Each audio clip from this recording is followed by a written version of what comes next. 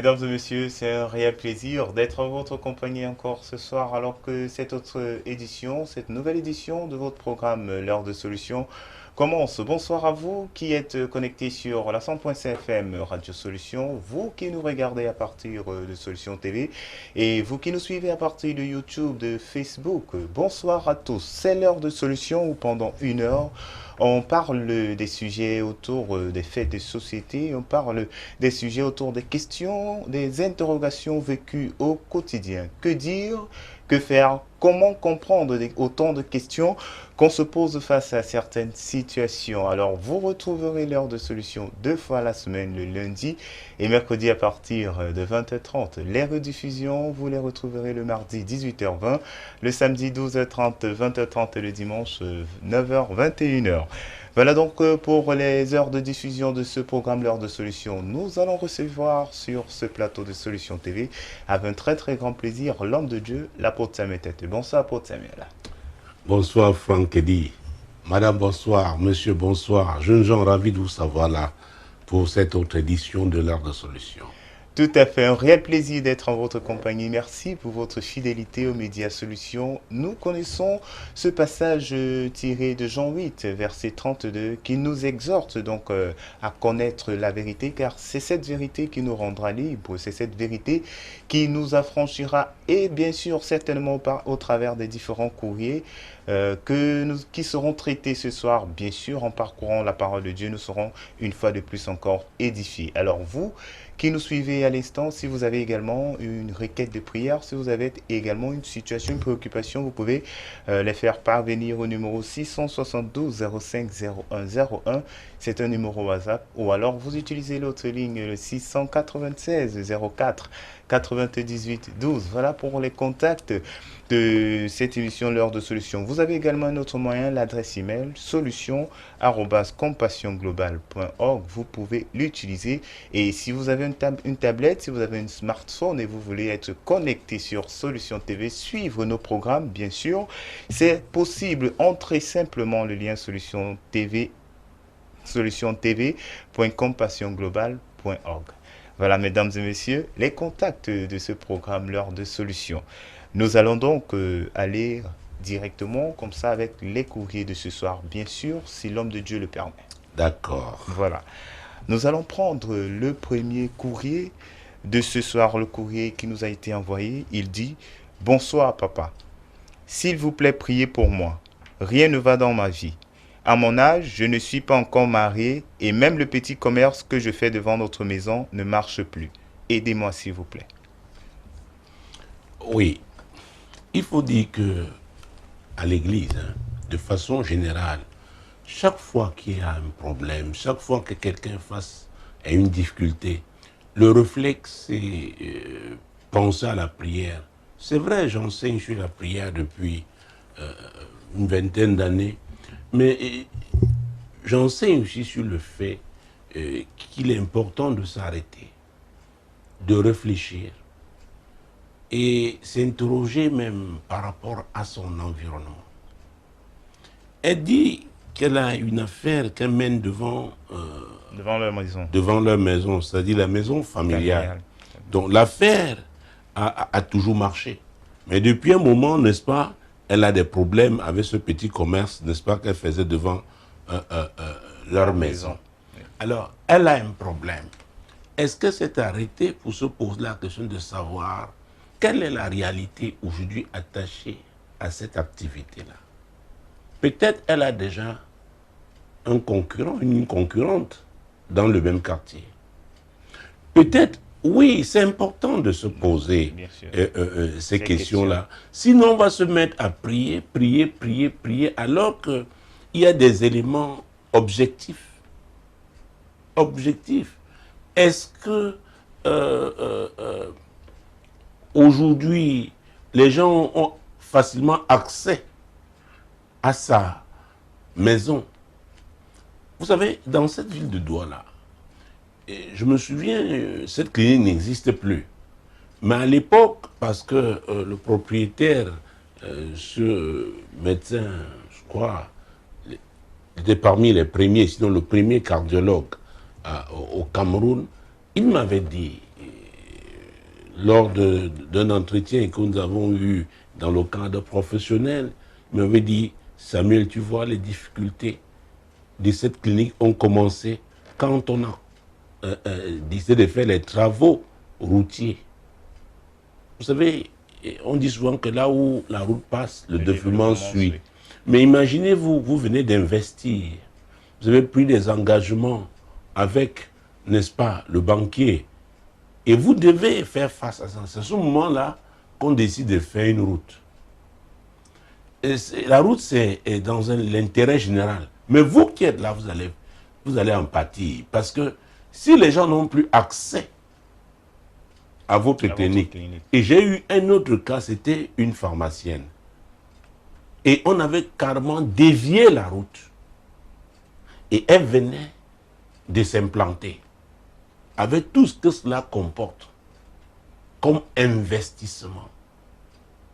Ça, ce sont des éléments objectifs. Parce que si on a dévié la route et que maintenant votre pharmacie est enclavée, effectivement, vous ne pourrez plus avoir les mêmes clients. Vous ne pourrez plus avoir les mêmes clients.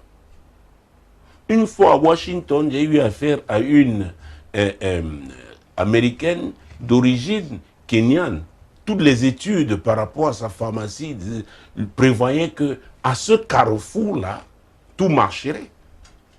Mais ça n'a pas marché, considérant tous les engagements qu'elle avait pris.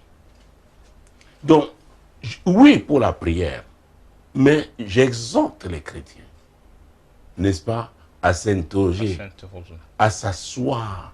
Bien sûr, merci.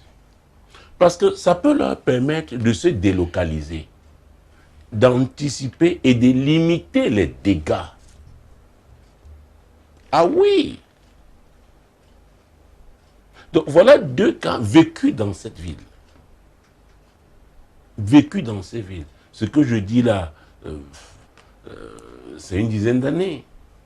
Pour la pharmacie et la clinique, plus de 20 ans.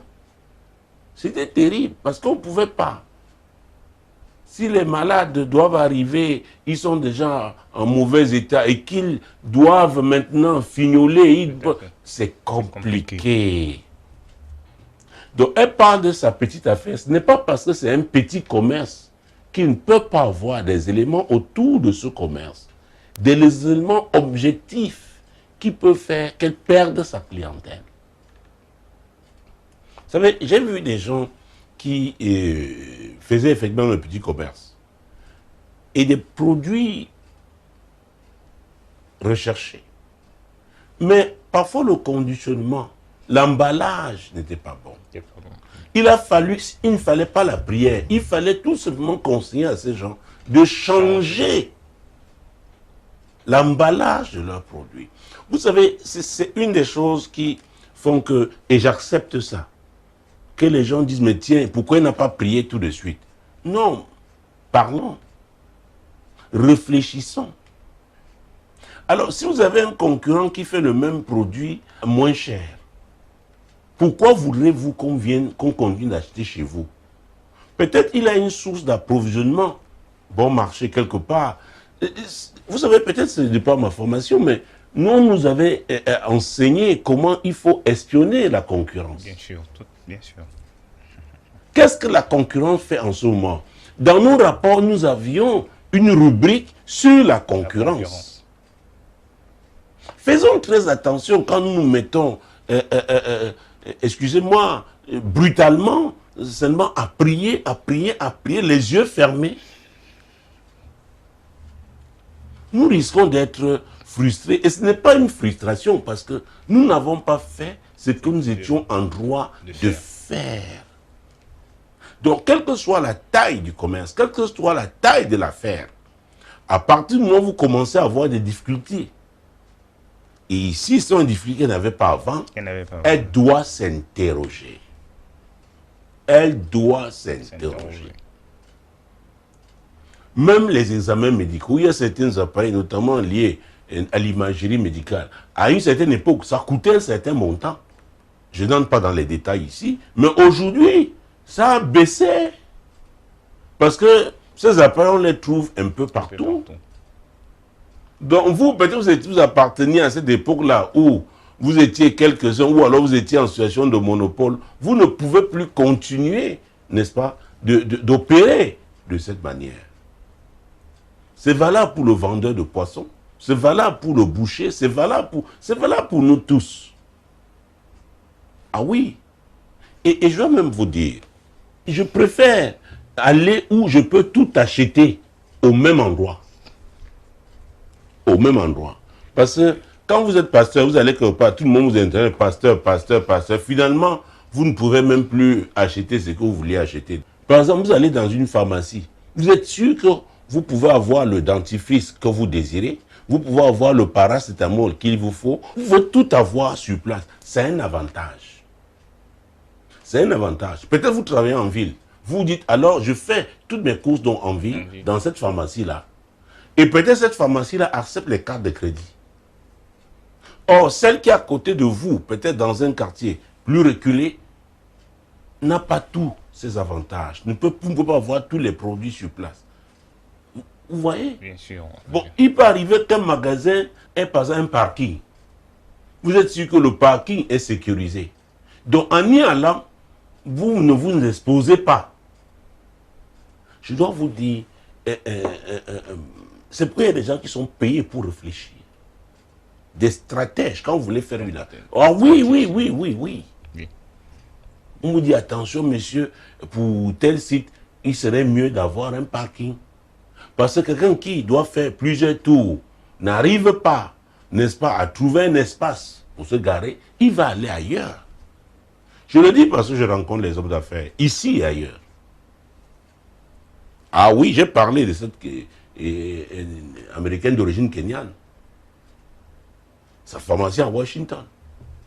Même là-bas, c'est vrai, les études ont dit oui, mais qu'est-ce qui s'est passé entre temps? Et maintenant, l'accueil. Comment vous accueillez vos clients? Ça, c'est important. L'accueil. Comment vous accueillez vos clients?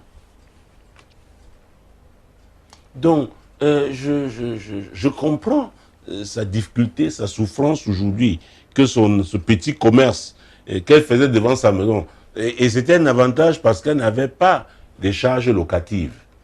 N'est-ce pas? C'était devant sa maison. Mais aujourd'hui, les choses ont changé. Vous savez, même quand on fait un étalage pour vendre, je ne sais pas quoi, les condiments, les sauces, des tomates et tout, vous savez la façon de présenter les choses. Écoutez, nous ne pouvons pas faire autrement. Nous sommes dans un monde où les clients seront de plus en plus exigeants. Et c'est pourquoi je me vertue depuis une vingtaine d'années à l'église et dis aux chrétiens, faites très attention. Le monde est en train de changer.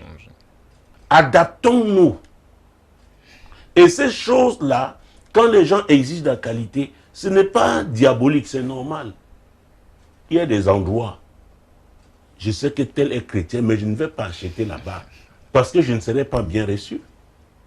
Ah oui, parce que ce n'est pas propre. Je vais acheter sur quelqu'un qui, je ne veux même pas savoir s'il est chrétien ou pas, mais parce que je suis bien reçu. Ça, c'est moi. Tout à fait.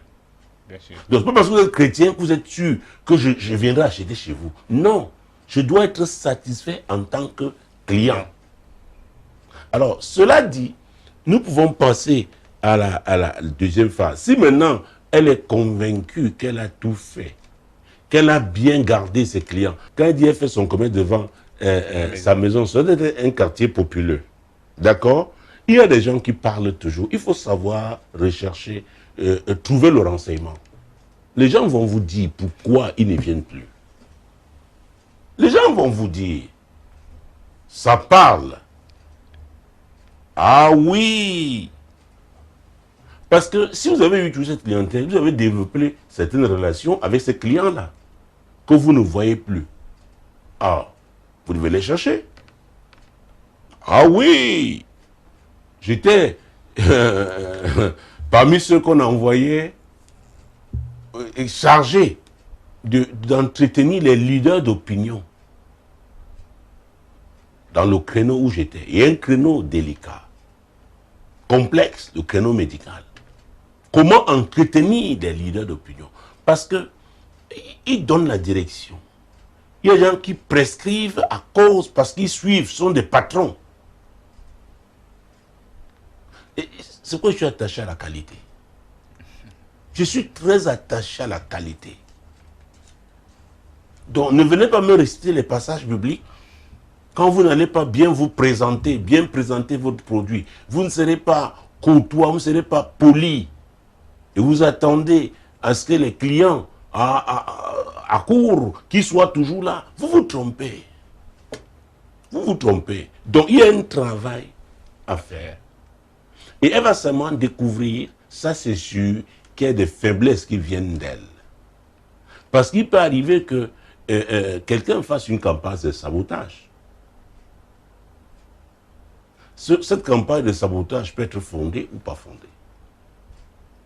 Écoutez, vous pouvez mal recevoir un client, mais il vous fait perdre l'essentiel de votre portefeuille. Tout à fait. Il faut faire très attention. C'est pourquoi, là où je paye, je refuse de me comporter comme un pasteur, je me comporte comme un client. Traitez-moi comme un client. Ne me dites pas, oh pasteur, non, non, non, non. Appelez-moi pasteur après m'avoir bien traité. Parce que je paye. Que ce soit, parce que parfois on utilise ça pour dire non, donc tu vas accepter un traitement de bas de gamme. Non, non, non, non, non. Je suis client, je paye, je dois être traité comme un client. Bon, maintenant elle parle de mariage. Qu'à son âge, elle n'est pas encore mariée. J'avoue que je suis très mal à l'aise avec ce genre d'argument. On ne se marie pas à cause de son âge. Excusez-moi. Et je peux le dire avec cette fermeté, parce que plusieurs fois j'ai entendu ça. Oh, parce que me voici maintenant à tel âge, je ne suis pas marié. On doit toujours se poser, qu'est-ce qu'on peut offrir? Se poser cette question. Qu'est-ce qu'on apporte? Il ne m'est pas permis de me tenir ici si je ne peux rien apporter à nos auditeurs, à nos téléspectateurs, à tous ceux qui nous regardent via YouTube. Bien sûr. Alors, et parce que c'est Dieu qui m'a placé là, donc je dois me référer à lui. Voilà la source. Ce n'est pas une affaire humaine, c'est une affaire de grâce. Donc on doit, c'est très important. Écoutez, si vous êtes ordinaire, vous aurez un traitement ordinaire. C'est clair, c'est net. C'est pourquoi je dis que la vie est une affaire de choix. À mon âge, je ne suis pas marié. Ah! Donc, on devrait t'épouser parce que tu as tel âge. Donc, maintenant, c'est un problème. Maintenant, qu'est-ce qu'il faut faire? Donc, tout faire pour trouver un homme qui va t'accepter. Et ça, c'est au rabais. Qu'est-ce que tu lui apportes? Parce que les gens veulent toujours, oui, je veux me marier. Tu apportes quoi? Pourquoi toi? Pourquoi? Vous savez, le monde ici, faisons très attention en tant qu'Africains. Nous devons revoir notre logiciel. C'est très important. Donc, vraiment, ça m'embête. À mon âge, je ne suis pas encore marié. Bon. Oh. Je dois vous dire. Et je l'ai dit et ça avait choqué. Je me souviens, les premières fois que je faisais cette déclaration, un homme ou une femme qui a la gloire de Dieu sur lui, écoutez-moi, il sera désiré. Parce que la gloire n'est pas quelque chose, c'est pas humain, c'est Dieu. C'est l'investissement de Dieu dans la vie de quelqu'un. Et la gloire ne se cache pas. Que vous soyez le plus humble de la terre, quand Dieu, vous avez accepté que Dieu vous transforme, et maintenant Dieu va vous exposer, il va créer une plateforme, il va vous exposer et vous verrez. Donc, à vrai dire, chacun de nous est un produit divin. Donc, ça m'embête de pouvoir véritablement répondre à ce courrier comme elle aurait souhaité, parce qu'elle attend la prière, qu'on lui dise, voilà ce qu'il faut faire et tout. Vous savez, il y a beaucoup de chrétiens rachitiques qui souffrent de kwashiorkor spirituel. Les enseignements qu'ils ont reçus n'étaient pas des enseignements de nature à les édifier. Aujourd'hui, ils ont des problèmes pour affronter les réalités de la vie. Ah oui. À un moment donné, quand je suis arrivé dans ce milieu, il y a combien, 23, 24 ans, mais il y en a qui pensaient que l'humilité avait affaire avec la saleté. C'est faux. C'est faux. C'est pourquoi je dis à mes enfants, présentez-vous bien. Le Jésus là, ce n'est pas le Jésus, n'est-ce pas, mon Dieu, mon roi. Non, non, il n'est pas un bouffon. Il n'y a rien de ridicule en lui. Nous devons être les plus polis. Ah oui. Bien sûr, oui, oui. Nous devons être humbles. Nous devons être intelligents. Les plus intelligents parce que l'Esprit de Dieu est l'esprit d'intelligence. Donc il n'y a pas de raison. C'est pourquoi j'ai dit qu'il y a un problème de fond. Le type d'enseignement qu'on a donné aux gens. Vous savez, on ne peut donner que ce qu'on a. C'est pourquoi je dis que ces moments difficiles que nous traversons devraient amener chacun à réfléchir. Ah oui, si vous voulez vous lever demain matin pour aller à Yaoundé, ce ne sera pas avec un vélo. D'accord? Ça c'est sûr. Et vous pouvez aller à vélo, peut-être ça va vous mettre un mois, je ne sais pas combien de temps, et il faut avoir la capacité, n'est-ce pas, l'endurance nécessaire. Vous comprenez ce que je dis? Donc, considérant le but, la vision que Dieu vous a donnée, il y a la formation que vous devez avoir de lui. Il y a l'équipement que vous devez avoir de lui. Vous devez, comment j'ai dit, traverser par les étapes qu'il a prévues. Et quand il a vraiment réussi ce qu'il voulait faire, il va vous présenter. Et vous serez désiré. Voilà. Tout à fait. Voilà donc le premier courrier, les éléments de réponse de ce premier courrier. Encore pour cette édition, une particularité pour cette édition. Nous allons continuer, nous allons prendre le deuxième courrier de ce soir. Le courrier dit: Bonsoir apôtre, je rends grâce à Dieu pour tout ce qu'il a eu à faire pour moi jusqu'à ce jour. Ma grande sœur a eu une révélation à travers le livre Terre, Terre, Terre. En effet, ma famille paternelle est confrontée à un joug de mort précoce. S'il vous plaît, j'aimerais que vous m'aidiez à lutter contre cet esprit du joug de la mort précoce. Priez pour nous, s'il vous plaît. Ah oui, je sais que les témoignages fusent de partout maintenant avec ce livre Terre, Terre. Et je l'avais dit, parce que c'est par l'Esprit de Dieu que je l'annonçais. Parce que toute affliction est attachée à une terre. Toute condamnation est attachée à une terre. Et dans ce livre, je parle de 4 types de terres. La terre ancestrale, la terre natale, la terre d'accueil, la terre d'alliance. D'accord? Gloire à Dieu que pour la révélation, n'est-ce pas, que sa sœur a eue. Mais il est important d'avoir des précisions. Il y a des précisions. Elle dit, et dans son courrier, parce que j'ai le double là, n'est-ce pas, que sa grâce a eu une révélation à travers le livre Terre, bon, et que sa famille partenaire est confrontée à un joug de mort précoce. Alors, à un joug de mort précoce, il y a, mon Dieu, mon roi, d'autres éléments qu'elle devrait avoir. Ce joug précoce, ça concerne les hommes, ça concerne les femmes, parce qu'il y a un type d'affliction qui afflige tout le monde dans une famille. Je vous ai donné cet exemple, c'est l'histoire d'une femme qui est officier d'immigration dans un grand pays voisin, et un homme de Dieu, ça c'est une affaire qui date d'une vingtaine d'années, et qui était pressé, arrivait, allait en mission, et il devait rattraper son avion. Alors cette femme l'a vu en difficulté, l'a aidé pour toutes ses formalités d'immigration, a même porté son temps courant avec lui pour qu'il puisse aller, pour qu'il rattrape son vol. Et ce monsieur lui a dit, vraiment merci, que le Seigneur bénisse, mais j'aimerais vous revoir à mon retour, parce que ce voyage, le séjour sera de plusieurs mois. Elle lui a dit, ce n'est pas sûr. Elle dit, mais comment tu peux dire, c'est pas sûr? Qu'est-ce qu'il y a? Tu vas t'affecter? Quoi? Il dit non. Que dans leur famille, on meurt tôt. Il lui a dit, écoute, je n'ai que quelques minutes devant moi, va faire les recherches et trouve pourquoi ce qui a été fait pour que cette mort précoce, n'est-ce pas, s'établisse dans votre famille. Ceux qui ont traversé cet âge-là, jusqu'à cette époque, pourquoi ils vivaient, n'est-ce pas, plus que cette limite-là. S'ils vivaient plus que cette limite, c'est qu'il y a eu une cause. C'est pourquoi, dans mon livre « Source de malheur », au 2e chapitre, je parle de rechercher la cause. Et d'ailleurs, il y a un passage que je cite, je crois, c'est 2 Samuel chapitre 21. 2 Samuel chapitre 21. C'est très important. Et là, nous avons affaire à un homme de Dieu, pas n'importe lequel, c'est David. David qui faisait face à une situation difficile, une situation qui concernait, n'est-ce pas, tout Israël.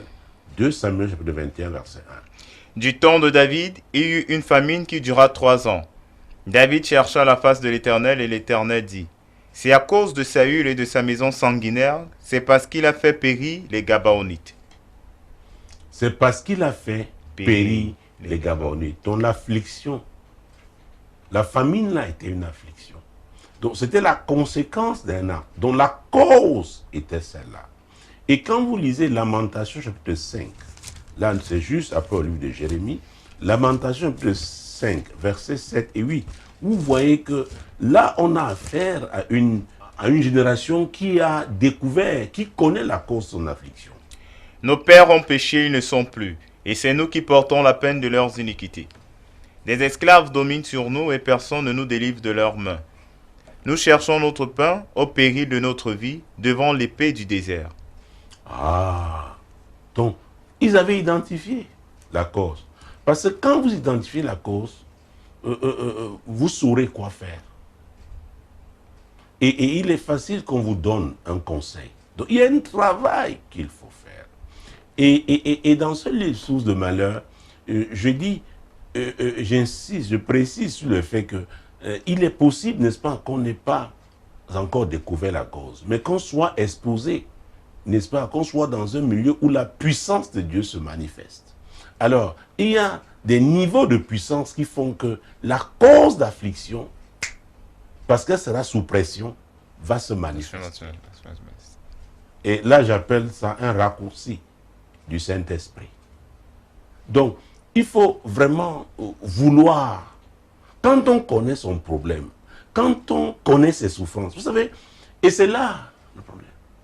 Il y a des gens qui, mon Dieu, mon roi, écoutez, quand votre problème requiert de la chirurgie, vous n'allez pas dans un centre médical du quartier, n'est-ce pas? Oui.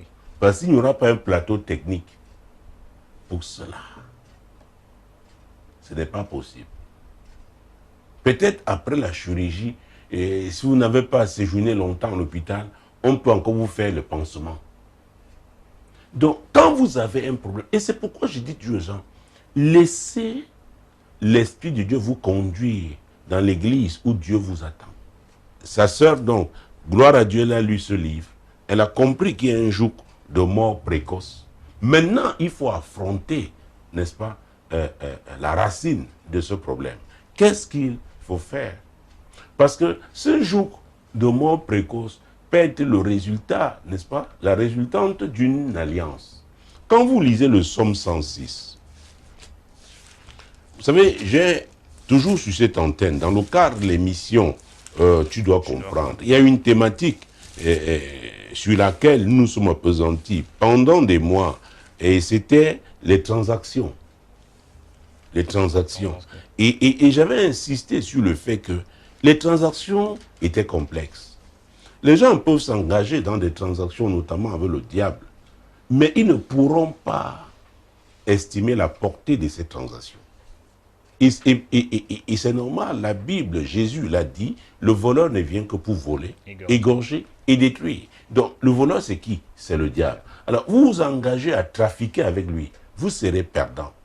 Parce que béni n'est pas dans sa nature. C'est très important de comprendre ça.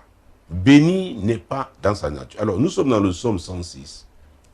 Mon Dieu, mon roi. Nous allons prendre les versets 37 et 38. Ils sacrifièrent leurs fils et leurs filles aux idoles. Ils répandirent le sang innocent, le sang de leurs fils et de leurs filles, qu'ils sacrifièrent aux idoles de Canaan, et le pays fut profané par des meurtres. Donc, par ces sacrifices, ils sont entrés en alliance avec les dieux de Canaan, les démons de Canaan. Et vous savez, ne voyez pas seulement le sacrifice au plan physique, c'est-à-dire on a égorgé quelqu'un. Ça peut arriver. Mais on peut livrer le futur d'un enfant, son avenir. Je rencontre des gens qui ont fait des brillantes études, mais n'ont rien fait avec leur diplôme. Oui. À cause d'une transaction, parfois l'argent qui a servi pour les envoyer à l'école venait du diable. Les parents, pour avoir la promotion, on dit, ok, voilà ce que je te donne. Ils ont livré leurs enfants. Donc, les enfants sont vivants, mais pas de gloire. Beaucoup sont dans cette situation. On dit c'est une très grande famille, mais vous voyez, ça commence bien, mais ça finit toujours mal. Ils sont si instables. Vous demandez ce qui ne va pas. Il y a une origine, une cause spirituelle. Et quand vous lisez le verset 20, Ils échangèrent leur gloire contre la figure d'un bœuf qui mange l'herbe. vous voyez ça, ils échangeaient leur gloire. Donc Dieu avait prévu une gloire pour son peuple. Mais il y a eu une transaction. Ils ont échangé. Et personnellement, je pense qu'ils n'étaient pas conscients de la portée de la transaction qu'ils faisaient.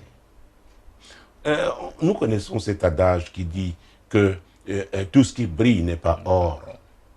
Tout ce qui brille n'est pas or. Donc le diable vous fait voir, n'est-ce pas, il vous fait miroiter des choses, il vous fait croire que bon, là vous allez réussir. Peut-être vous aurez une position peut-être jusqu'à 70 ans.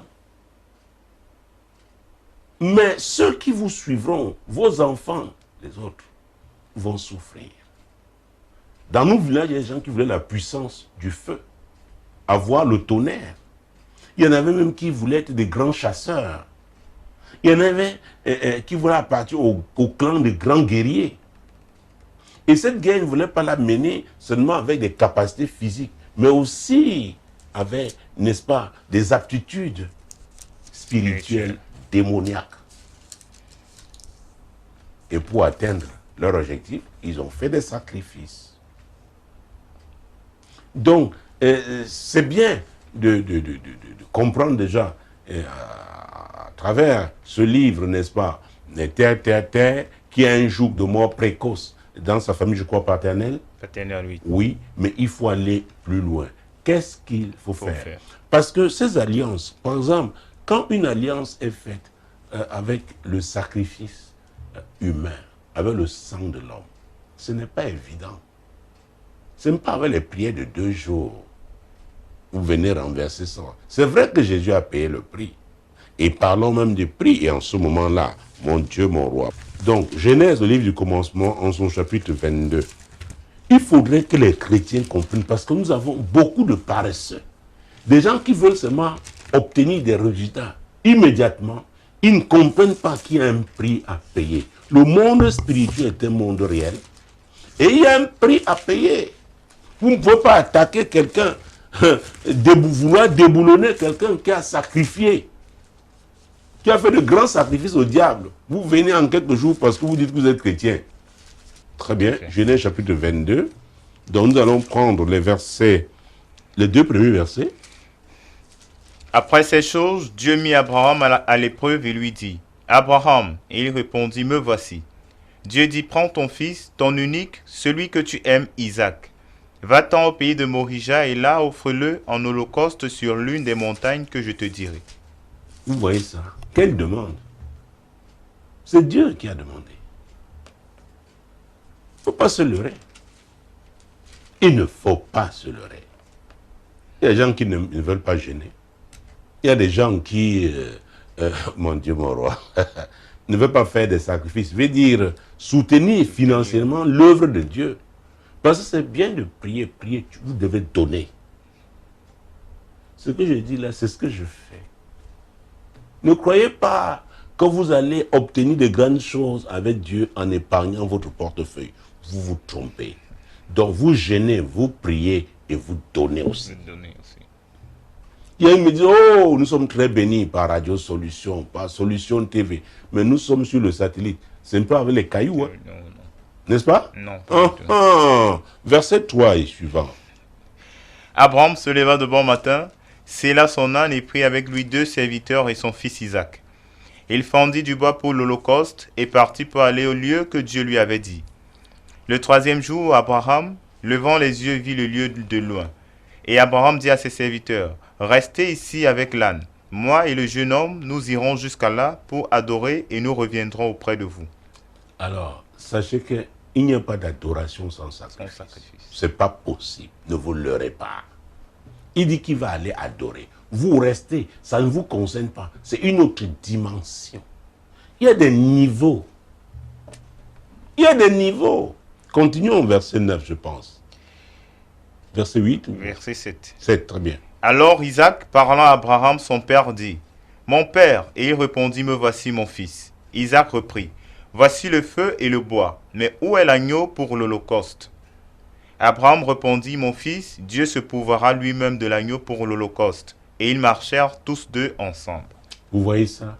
Ce n'était pas facile pour ce vieil homme. Isaac, l'enfant qui l'attendait.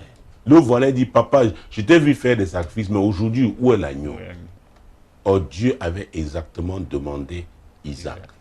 Chacun a son Isaac. Vous ne pouvez pas aller loin avec Dieu. Ça, ce n'est pas possible. Il y a un qui chante et il crie. Oui, c'est bien tout ça. Il y a un temps pour chanter. Il y a un temps pour crier. Mais il y a aussi un temps pour donner. Il faut donner. Oh bon Dieu, on était à quel verset?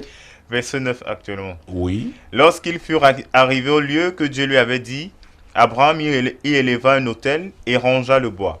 Il lia son fils Isaac et le mit sur l'autel par-dessus le bois. Puis Abraham étendit la main et prit le couteau pour égorger son fils. Alors l'ange de l'Éternel appela des cieux et dit, « Abraham, Abraham !» Et il répondit, « Me voici. » L'ange dit, « N'avance pas ta main sur l'enfant et ne lui fais rien, car je sais maintenant que tu crains Dieu et que tu ne m'as pas refusé ton fils, ton unique. » Vous voyez ça? Je sais maintenant que tu crains Dieu. Les gens disent, oh Dieu, je t'aime, je suis prêt à tout. Oh, laisse. Oh.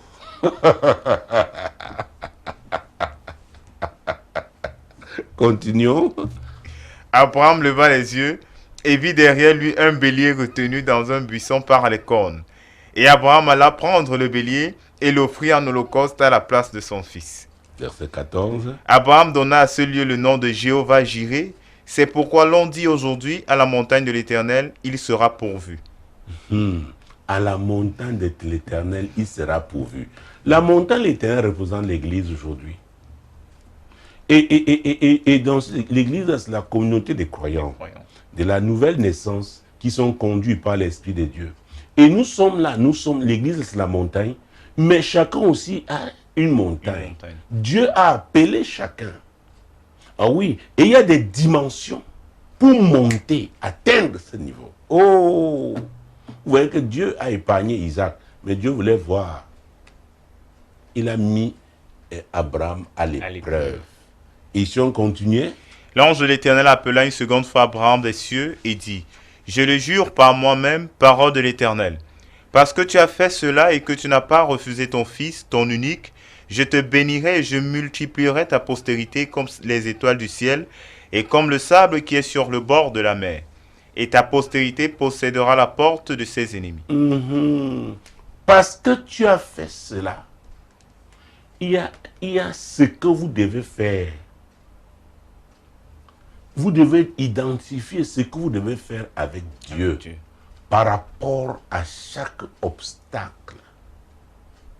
Quand vous lisez Josué chapitre 6 verset 1, la Bible dit Jéricho était fermé et barricadé devant le peuple d'Israël, devant le peuple de Dieu. Et c'est Dieu qui lui a indiqué ce qu'il faut faire. Donc c'est là. Avait dit, les gens veulent les pasteurs marabouts. Vous nous dit, oui, un génie est un homme de jour, faites... Non, non, non. C'est Dieu qui doit. Maintenant, si Dieu parle par le pasteur, n'est-ce pas? Allez-y, parce que vous lui faites confiance. N'oubliez pas que tout ce qu'on fait, c'est par la foi. Et quand nous allons lire Jacques, parce que l'apôtre Jacques est revenu sur l'histoire d'Abraham, et c'est très intéressant, pour vous dire que ça nous concerne aujourd'hui. Parce que les gens vont me dire, écoutez, s'il s'agissait là de l'ancienne alliance, Jacques chapitre 2, Jacques chapitre 2, versets 19 à 23. Tu crois qu'il y a un seul Dieu, tu fais bien.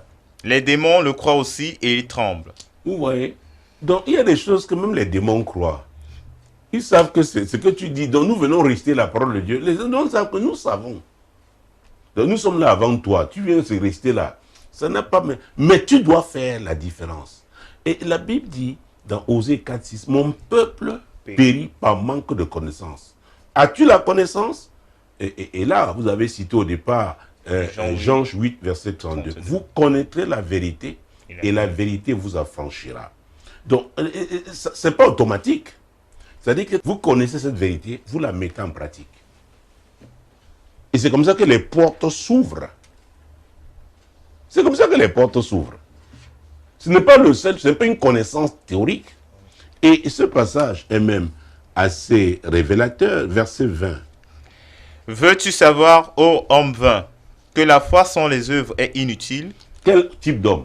Vain. Un homme vain. Et ils sont nombreux à l'église. Les femmes vaines, les hommes vains. Allons-y. Abraham, notre père, ne fut-il pas justifié par les œuvres lorsqu'il offrit son fils Isaac sur l'autel? Tu vois que la foi agissait avec ses œuvres, et que par les œuvres la foi fut rendue parfaite. Que ce soit très clair. Ne dis pas que tu aimes Dieu, tu ne soutiens pas l'œuvre de Dieu. Beaucoup nous disent, oh, nous obtenons notre délivrance avec les prières de nuit. Oui, oui, oui. Les prières de nuit là sont faites. La radio là, nous avons un contrat avec une société seulement pour la maintenance.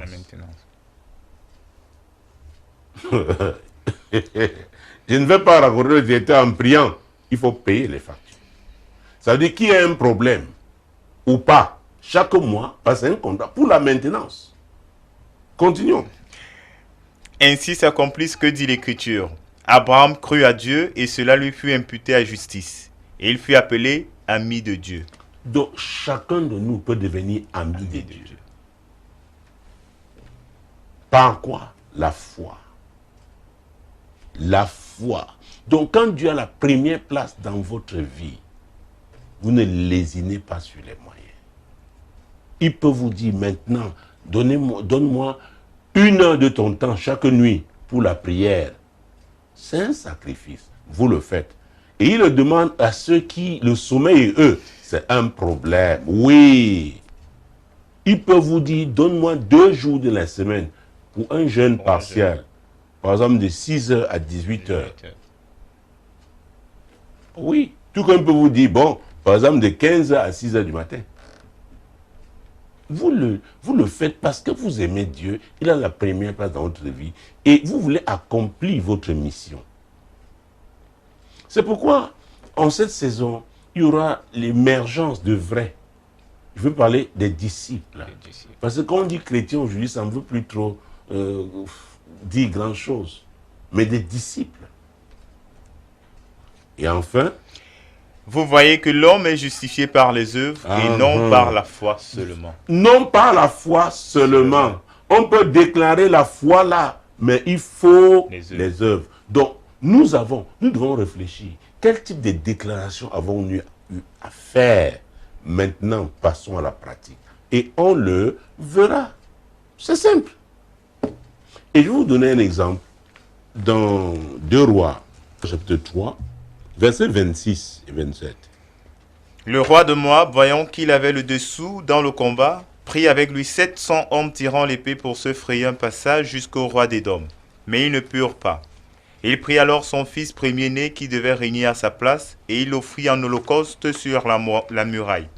Et une grande indignation s'empara d'Israël, qui s'éloigna du roi de Moab et retourna dans son pays. Alors, vous voyez ça? Il avait engagé une guerre contre Israël. Mais il avait le dessous dans le combat. Il était en train de perdre. Il a pris 700 hommes pour se frayer un chemin.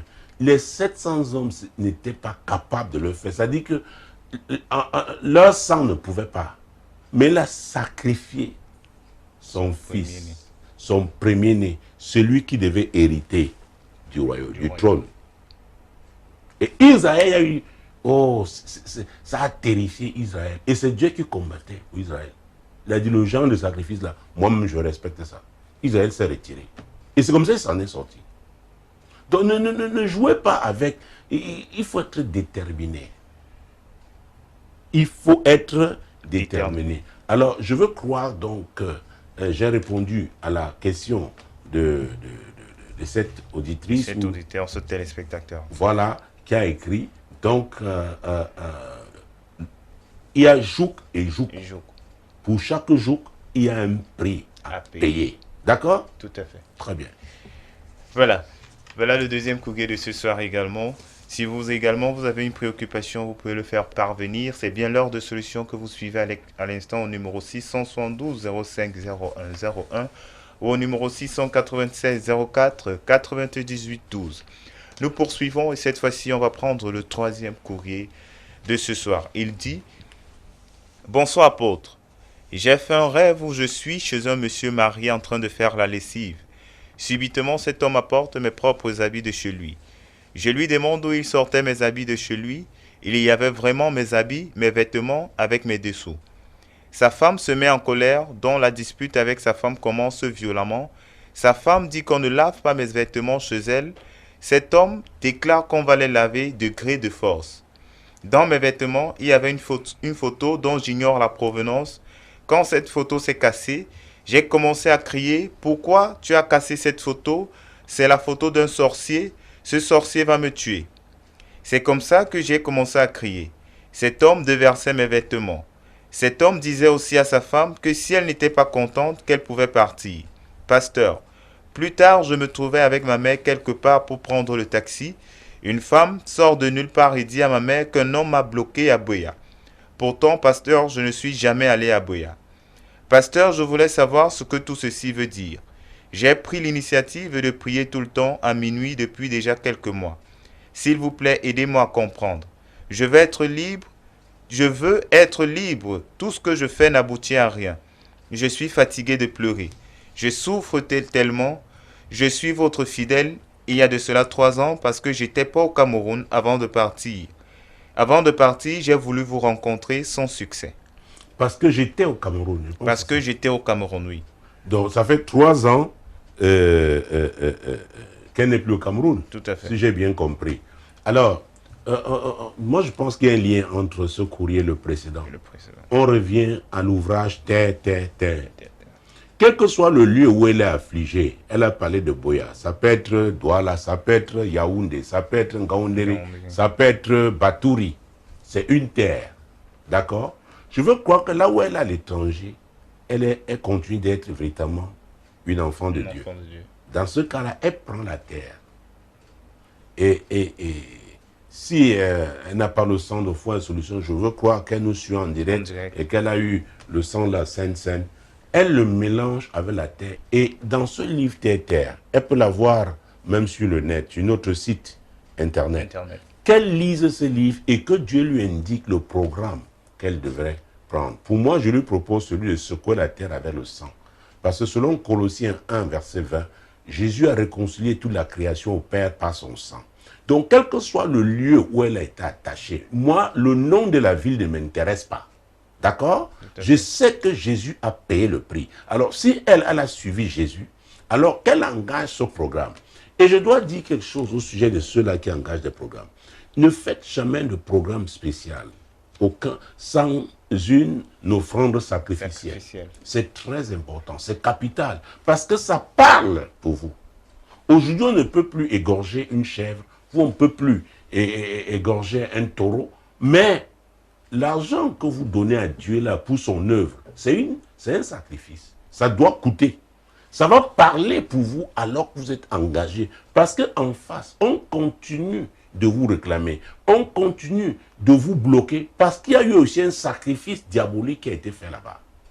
Jésus a payé le prix avec son sang, Avec son sang. qui est le plus grand sacrifice. Mais vous, donnez aussi ce que vous avez de meilleur et engagez cette bataille-là. Nous avons d'extraordinaires témoignages, comment les gens, étant à l'étranger, sont délivrés. C'est le conseil que je pouvais lui donner parce que nous sommes pratiquement arrivés à la fin de cette émission. Nous entrons dans la page du salut.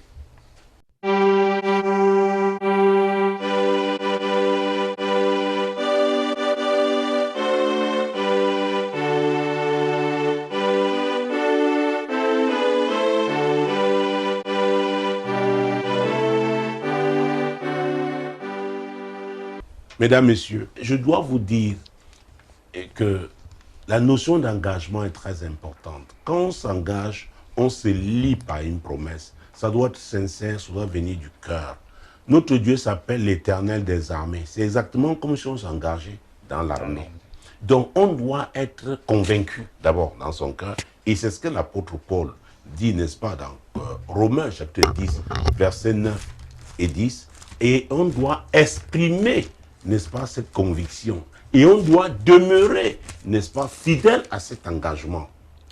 Si tu confesses de ta bouche le Seigneur Jésus et si tu crois dans ton cœur que Dieu l'a ressuscité des morts, tu seras sauvé. Car c'est en croyant du cœur qu'on parvient à la justice et c'est en confessant de la bouche qu'on parvient au salut. Voilà, il faut croire d'abord dans son cœur. Jésus a dit, je suis le chemin, la vérité et la vie. Même maintenant, si vous êtes convaincu, vous pouvez confesser Christ. Beaucoup confessent leur péché, mais ne confessent pas Christ. C'est Christ-là, c'est Jésus qui a payé le prix. C'est lui que vous devez accepter dans votre vie pour qu'un nouveau départ ait lieu. Et si vous êtes convaincu et vous voulez le faire en ce moment, je peux vous aider tout simplement avec ces quelques paroles. Répétez tout simplement après moi. Seigneur Jésus, je crois que tu es le Sauveur. Je reconnais que je suis un pécheur et je regrette d'avoir péché. Je te demande pardon. Seigneur, pardonne-moi. Pardonne mes péchés. Je m'engage à te suivre. Aide-moi à demeurer fidèle à toi. Gloire à Dieu. Voilà donc le nouvel engagement que vous avez pris avec le Seigneur. Et demandez-lui de vous conduire à une église où on enseigne la vérité, où on encourage les gens à vivre pratiquement la parole de Dieu. C'est très important. Et n'oubliez pas donc que notre marche, c'est par la foi. C'est par la foi. Et parce que vous avez pris cet engagement, maintenant vous pouvez demander à Dieu ce que vous voulez qu'il fasse pour vous. Quel est votre problème actuel? Êtes-vous malade? Êtes-vous oppressé? Êtes-vous financièrement troublé? Est-ce que vous avez perdu la paix? Vous connaissez votre problème. Peut-être c'est un des vôtres qui souffre atrocement et ça vous fait souffrir. Jésus a dit dans Jean, et c'est très important parce que vous devez comprendre que ce que nous disons est basé, n'est-ce pas, sur la parole de Dieu. Ah oui, il a dit dans Jean chapitre 14, mon Dieu, mon roi. Versets 13 et 14. Et tout ce que vous demanderez à mon nom, je le ferai, afin que le Père soit glorifié dans le Fils. Si vous demandez quelque chose en mon nom, je le ferai. C'est ce que Jésus a dit, de demander en son nom. Quel est votre problème? Vous êtes malade? Demandez la guérison. Vous demandez la guérison en son nom. Quelle est votre situation? En ce moment, nous prions par rapport à notre nation. Nous prions par rapport à nos nations. Pour que cette pandémie-là, que le Seigneur intervienne. Nous sommes en train de prier. Mais vous priez par rapport à votre situation. Et moi, je ne ferai que les déclarations de foi. Seigneur, dans Hébreux 13, 8, il est dit que tu es le même hier, aujourd'hui, éternellement. Je te rends grâce pour tous ceux-là qui ont reçu ce message et qui déploient leur foi en ce moment pour obtenir leur guérison, leur délivrance. Il y en a même qui sont sur un lit d'hôpital. Il y en a qui sont désespérés. Il y en a, Seigneur, en ce moment, ô Dieu Tout-Puissant, ils sont entre la vie et la mort. Et leurs proches crient à toi pour ton intervention. Jésus, honore leur foi. Ils ont déployé leur foi. Honore cette foi au nom de Jésus. C'est pourquoi je proclame leur guérison au nom de Jésus. Je proclame leur délivrance au nom de Jésus. Il y a des gens qui souffrent. Nous avons vu avec cette femme, Seigneur, c'est le joug de la mort précoce. Brise ce joug au nom puissant de Jésus. Seigneur, tu es Dieu, interviens. Il y en a qui sont troublés. Tu es le prince de paix. Oh Jésus, manifeste-toi au nom puissant de Jésus. Saint-Esprit, tu es l'esprit de vérité. Il n'y a rien qui soit caché à tes yeux. Tu sondes même les profondeurs de Dieu. Tout cet homme, toute cette femme, quel que soit le lieu où il se trouve, où elle se trouve, ces jeunes gens, touche-les. Touche-les. Que ta puissance de guérison se manifeste dans leur vie, dans leurs affaires. Là où il y a les troubles, Saint-Esprit, tu es l'esprit de paix. Saint-Esprit, meut-toi. Balaie l'esprit de mort qui affecte les gens maintenant au plan sanitaire. Oh Saint-Esprit, meut-toi, meut-toi, meut-toi, libère. Oui, nos téléspectateurs, nos auditeurs de la peur. Libère les internautes de la peur. Saint-Esprit, manifeste-toi. Reçois ton miracle au nom de Jésus. Reçois ta délivrance au nom de Jésus. Reçois la paix au nom puissant de Jésus. Mesdames, messieurs, continuez à crier à Dieu en déployant votre foi alors que nous sommes arrivés au terme de cette émission et nous attendons vos témoignages. Shalom.